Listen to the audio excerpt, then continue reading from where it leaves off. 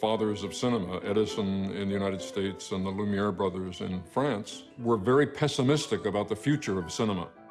There was probably a worldwide interest in seeing these images move, but once you'd seen somebody playing a joke with a hose, why pay money to see something that you can see for real out in the street? In fact, Auguste Lumiere went as far as to say that cinema was an invention without a future. The Great Train Robbery was Porter's next film. That's when you really begin to see the possibilities. And I'm not saying this because I'm an editor, but the invention of editing is the thing that allowed film to take off. It's the equivalent of the invention of flight. Both human-powered flight and motion picture editing were invented in the same year, and they have similar kinds of effects. I started working on what used to be called the upright moviola, which is a machine, editing machine that looks something like a green sewing machine on legs. I switched to computer editing in the mid-90s. The editor has to be, he's sort of the ombudsman for the audience. As an editor, you only see what is on the screen, not what was going on at the time of shooting. And that's how it's going to look to the audience. I make it a principle not to go on the set, not to see the actors out of costume, not to see anything other than the images that come to me from location.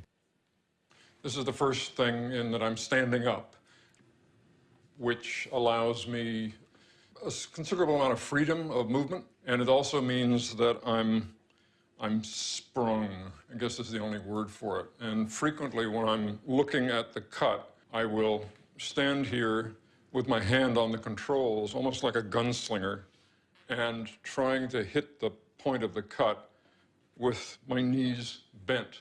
And somehow this is important for me because it allows me to internalize the rhythms, the visual rhythms of what's happening. At this point, we've started with a blank slate. So the question is, what are we going to start with? That looks like a good possibility. It establishes things. So there's Anthony saying action, and they start to come forward. We could begin it anywhere in here, but see, there now somebody falls right here, and that's good. Falling is good. We will edit this shot into the timeline. And there it is. In the end, there will be probably 5,000 shots in the film, and all of them have to be ultimately be the right shot in the right place for the right length of time.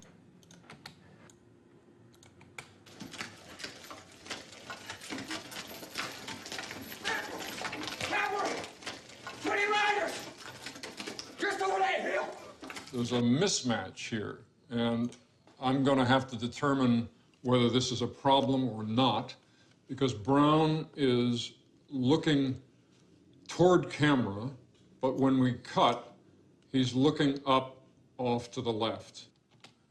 We can have Jeremy come in and cut so that Jeremy's head is masking Brown's head, so that the mismatch is not seen. And now I'm going to mark this frame, and I'm going to get rid of this area, which is 3 frames. And now I'm going to look at it in context and see how it looks. Good. You have to have the personality that enjoys that it's almost like making little pieces of jewelry, that patience of the individual shots and how they're crafted together. But at the same time, you have to have an appreciation for the larger picture and how these shots fit into the larger picture of the scene, and then how the scene fits into the larger picture of the sequence, and how the sequence fits together with the larger picture of the whole work, and then how the work fits together with society. So it's a boxes within boxes within boxes. You now needed an industrial system to make this all work. In the first 20, 25, 30 years of cinema, large numbers of editors were women. It was considered to be a woman's job because it was something like knitting, it was something like tapestry, sewing, that you took these pieces of fabric, which is what film are, and you put them together. It was when sound came in that the men began to infiltrate the ranks of the editors because sound was somehow electrical. It was technical. It was no longer knitting. Another way of looking at film editing is that it's a dance of eyes. Philip Seymour Hoffman's eye is looking. So that's a good thing.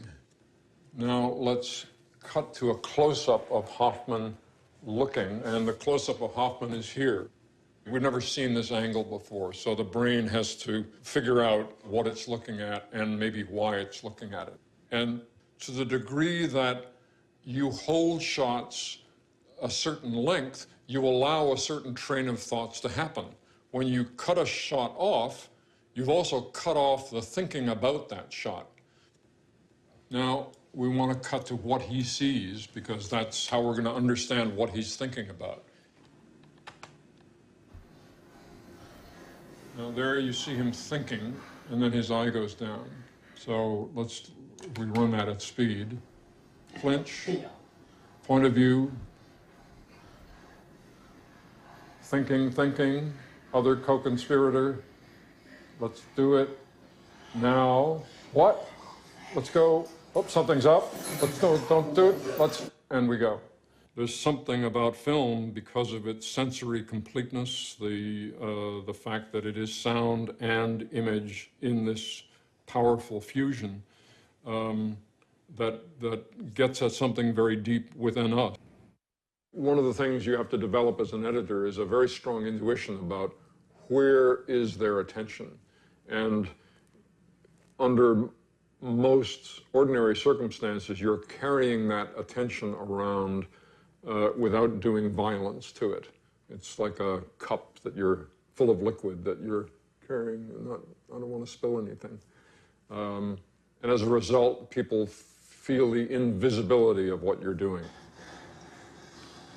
But a lot of what a director does is what the immune system of the organism does, which is to say, yes, that's good. I will allow this to come into the body. Or, no, that's a different blood type. I don't want that to come in. So they're going up, trying to get away from him before he catches them. Then the cavalry come around the corner. And Vesey, the Philip Seymour Hoffman character, realizes that his only chance now is to yell, and maybe the Northerners will shoot the home guard.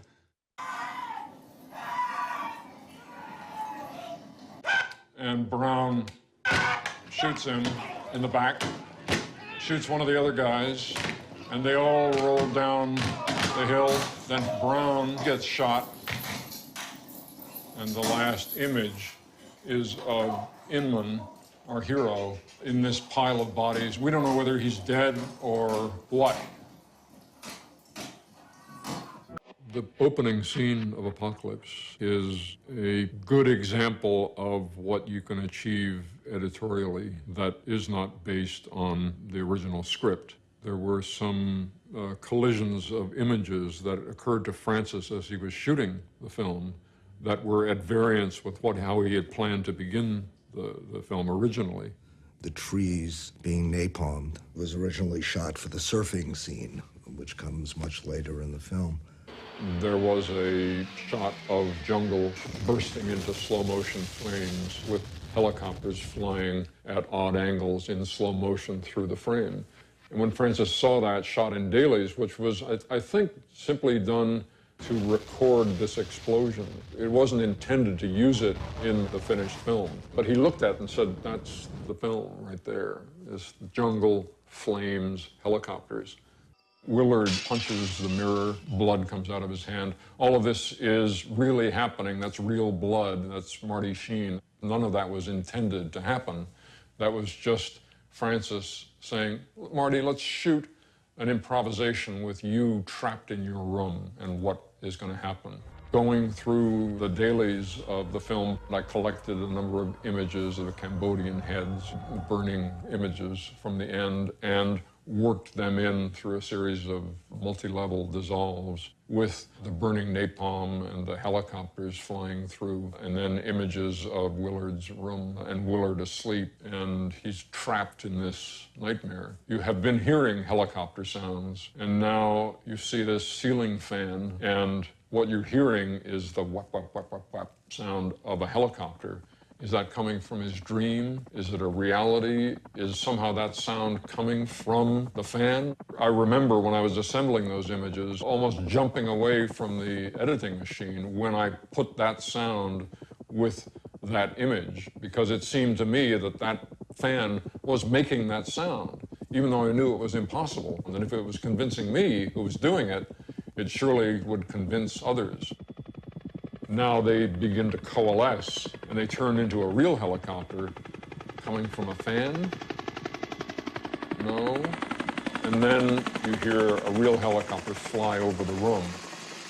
Willard gets up out of bed, goes over to the window, and says, Saigon. Shit.